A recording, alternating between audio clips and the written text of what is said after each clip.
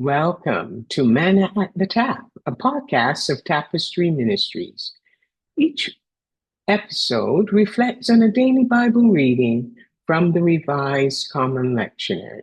I'm Gloria, a fellow traveler on a spiritual journey with the Tapestry community, and we refer to the daily Bible reading as our spiritual manna.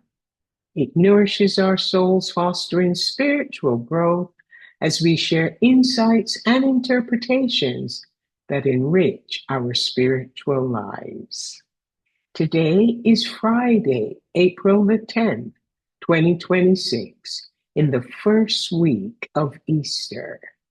The lectionary reading is 1 Corinthians chapter 15, verses 1 to 11, in which the Apostle Paul explains to the Christian community in Corinth what the resurrection of Jesus Christ means to him.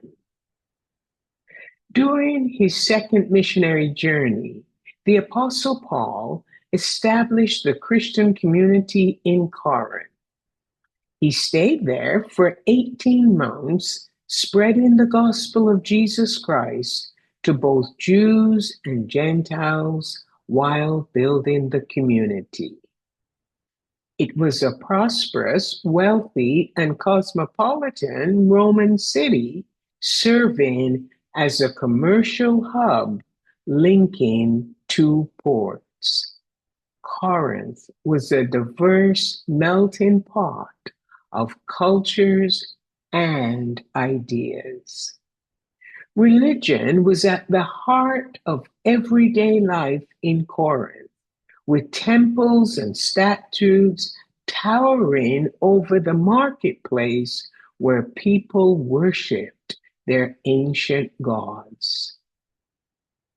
After Paul left Corinth to continue his missionary journey, he received troubling news that the Corinthian community was facing multiple issues, including questions about the resurrection.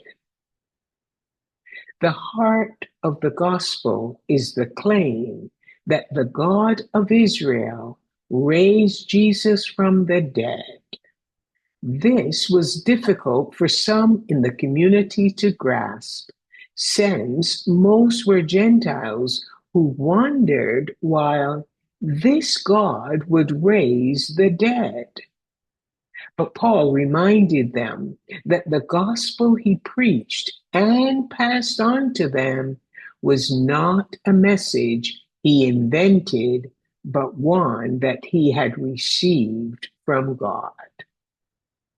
In a nutshell, the message is, and I quote, Christ has died for our sins. He was buried and raised on the third day.